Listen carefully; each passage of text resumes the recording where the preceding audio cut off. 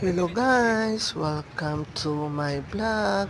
Nakikita nyo naman siguro mga palangga, no? Sa bilihan ako ng mga dried fish, mga palangga. Ayan, sobrang daming dried fish, mga palangga. Ayan, may to sino dried fish, dilis, ayan, madami, pusit, Joke. sapsap, hipon, sobrang dami mga palangga. Ayan, nakikita nyo naman yan siguro.